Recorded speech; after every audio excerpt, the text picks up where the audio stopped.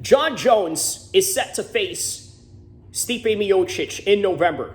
Guess who else is going to be on that card? None other than Alex Pereira versus, drumroll please, Ankalaev. I'm very excited for this matchup, and I'm going to tell you why. I think that right now, Alex Pereira is on a hot streak. I want to remind you, you're probably going to think that I'm going to have a biased take on this because obviously it's Ankalaev, obviously because we have the same beard, because we're both Muslim guys, so I'm going to be biased towards him. No, in reality, he really is a bad matchup for Alex Pereira. Nobody has ever really challenged Alex Pereira in his wrestling. We're not even going to talk about the Jon Jones fight. That right there is a squash match. Literally, in that whole entire card, if you want to look at the level of competition that will be on it, I guarantee Jon Jones has the easiest fight in that whole entire card against Stipe Miocic. There's no doubt about that. But I tell you what, Alex Pereira has the hardest fight of that night coming up in November in NYC, the traditional New York cards that they're putting up in November every year now. And I got to tell you, this is a very dangerous matchup for Alex Pereira. A lot of you don't want to believe that because of the hot streak that he's in right now. He got that win in his last fight. On top of that, he came in at a short notice, and then he went on to fight again and again and again, and so on and so forth. He became a two-weight division champion in a span of 10 fights. Great story. Got knocked out by Izzy, knocked Izzy out, but obviously, Izzy was the last guy to knock him out, so there's a little bit of that asterisk there, but still, the series between them, you could say Alex Pereira has the best of that. So it's a great story overall. Look, here's what I got to say about this. MMA, boxing, combat sports period, is a real thing. It's a real competition. It's not professional wrestling, nor is it the movies. So a lot of you who are Alex Pereira fans like the fact that he's somewhat of a movie character, a Terminator or this and that. I got to be honest with you. You've seen the Terminator 2 Judgment Day. What happened in the end?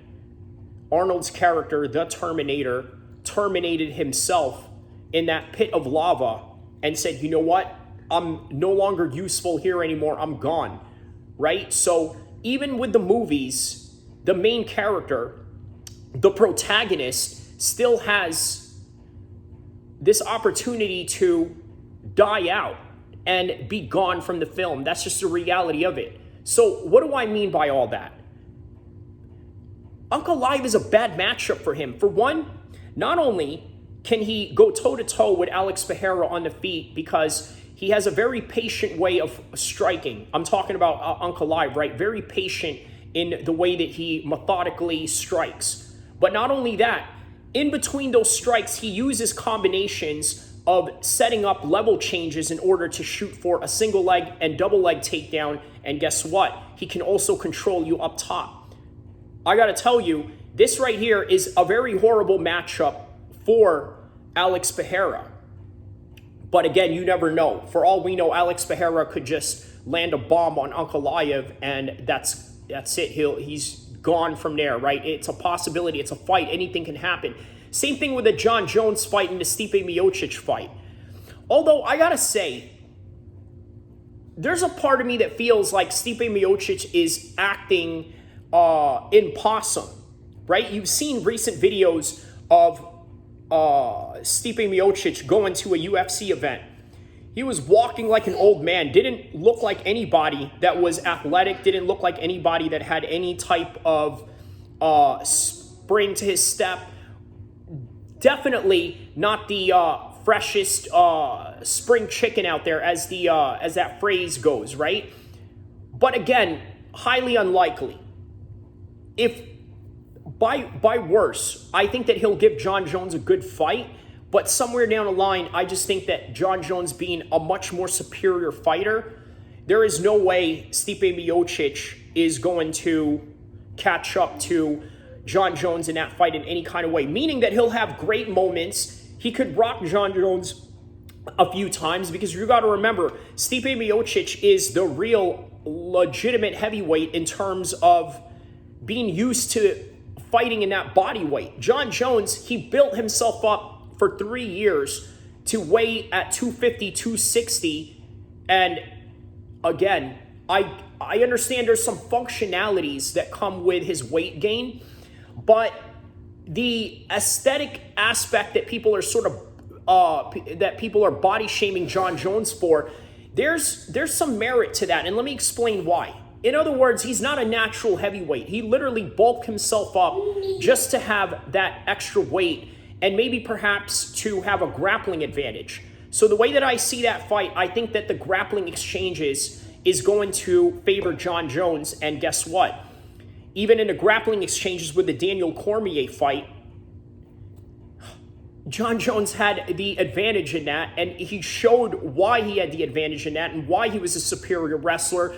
To all of our surprise, considering that Daniel Cormier is an Olympic level world level wrestler at that, right? So he's going to out-grapple Stipe Miocic based on his size. Now look, a lot of people have mentioned that during his light heavyweight days, he was beating up heavyweights in the gym. These are some real big names that we're talking about, right? We're talking about Shane Carwin. You guys remember him, Shane Carwin. He gave Brock Lesnar the toughest fight of his life. That was until Brock Lesnar gassed him out, double-legged him, and got him on an arm triangle. He beat up Brendan Schaub. You guys know Brendan Schaub, fighter and the kid, got his own podcast, comedian now, and whatnot. Dude is like 265 pounds, and John Jones was ragdolling him around. Alistair Overeem, he was beating him up in the gym. But I think these sparring sessions were predicated on John Jones using his striking, and therefore was successful against these guys in that particular department. However, his weight gain, I gotta be honest with you, the more weight that you have, the easier it is for you to have top level control. The more that it's easier for you to take somebody down when it comes to the pressure of the clinches. And trust me, I know this for a fact because I've grappled guys in the gyms when I was at my lowest weight to when I was at my higher weight. And I gotta be honest with you, at a higher weight, man, I'm telling you, there is just so much advantages when it comes to weight. And there is a reason why many guys cut such a high level of weight and a high amounts of weight in order to gain that advantage, or as what they call weight bullying. So John Jones maintaining his size right now, you can really point out the possibility of him using that for his grappling advantage. So John Jones, it's an easy pick. He's going to win that more than likely by a submission or a ground and pound of some sort. And that's just really what it is. I just don't think that it's really going to benefit Stipe Miocic to be in this fight, let alone it's going to benefit him in the grappling exchanges. So how about Ankalaev and Alex Pereira? This is how I see this fight go.